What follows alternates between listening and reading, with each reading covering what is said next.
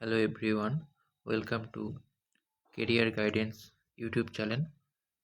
আজকে আমরা সিডিবি থেকে অর্থাৎ চাইল্ড সাইকোলজি থেকে বৃদ্ধি ও বিকাশ এই চ্যাপ্টারটা থেকে কিছু গুরুত্বপূর্ণ প্রশ্ন উত্তর আলোচনা করব, যেগুলি প্রাইমারি টেট ও আপার প্রাইমারি টেটের জন্য গুরুত্বপূর্ণ।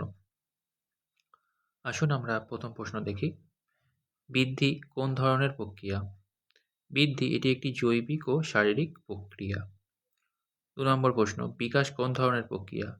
এটি সামগ্রিক ও ধারাবাহিক প্রক্রিয়া। বৃদ্ধির পরিমাপ কিভাবে করা যায়? পরিমাণগতভাবে, যেমন কেজি বা সেন্টিমিটারে আমরা বৃদ্ধিকে পরিমাপ করতে পারি।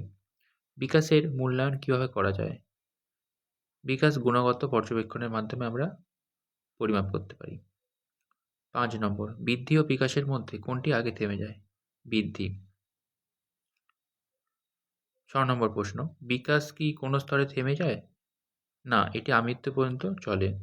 এটা জীবনব্যাপী প্রক্রিয়া, তাই এটা সারা জীবনই চলে। 7 নম্বর প্রশ্ন, বিকাশের ধারা কীরকম? সাধারণ থেকে বিশেষের দিকে। 8 নম্বর প্রশ্ন, খুব ইম্পর্টেন্ট প্রশ্ন, সিফালোকডাল কথাটির অর্থ কী? মাথা থেকে পায়ের দিকের বিকাশ।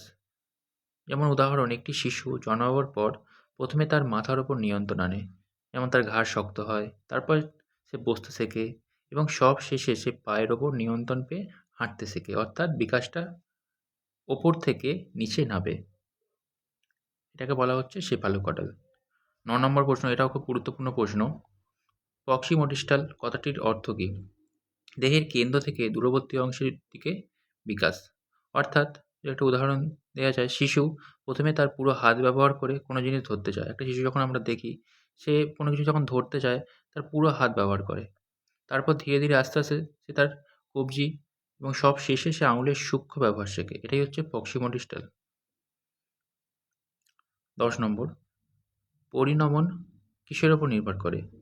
পরিণমন বংশগতি, পরিবেশ এবং বয়সের ওপর নির্ভর করে। শিখন ও পরিণমন কিসের ভিত্তি? বিকাশের ভিত্তি। 12 নম্বর প্রশ্ন, বিকাশের কোন পর্যায়ে শিশু প্রথম কথা বলতে শেখে? প্রাক শৈশবকালে। বিকাশ কি রৈখিক নাকি সার্পিল? সার্পিল। এটি সামনে এগোয় এবং পূর্বের স্তরের সাথে সমন্বয় করে।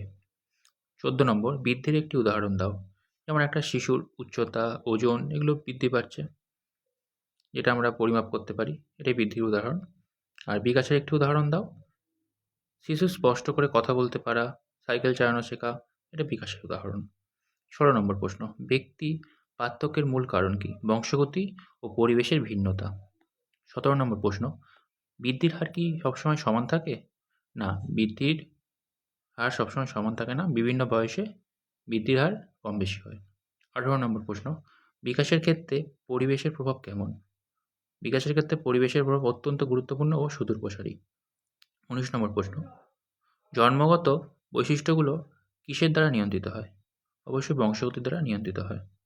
20 নম্বর প্রশ্ন, শিশুর আত্মীকরণ ও সহযোজন কোন প্রক্রিয়ার অংশ? বৌদ্ধিক বিকাশের অংশ। 21 নম্বর প্রশ্ন, জীবন বিকাশের কোন স্তরকে রহস্যময় স্তর বলা হয়? প্রাক বাল্যকালকে। গ্যাং এজ কোন স্তরকে বলা হয়? উত্তর বাল্যকালকে। বৃদ্ধির জন্য কিসের প্রয়োজন? উপযুক্ত খাদ্য ও পুষ্টির প্রয়োজন। বিকাশের একটি বৈশিষ্ট্য, বিকাশ একটি নিরবিচ্ছিন্ন প্রক্রিয়া, অর্থাৎ সারা জীবন ধরে চলে, যেটা কন্টিনিউয়াস প্রসেস। 25 নম্বর প্রশ্ন, বৃদ্ধি ও বিকাশের উপর হরমোনের প্রভাব আছে কি? হ্যাঁ, বিশেষ করে পিটুইটারি ও থাইরয়েড হরমোনের প্রভাব অপরিসীম। 26 নম্বর প্রশ্ন, বৃদ্ধি কি বিকাশের উপর নির্ভরশীল?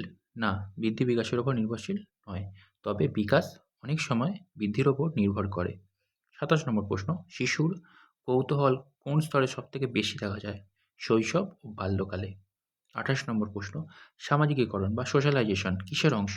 সামাজিক বিকাশের অংশ।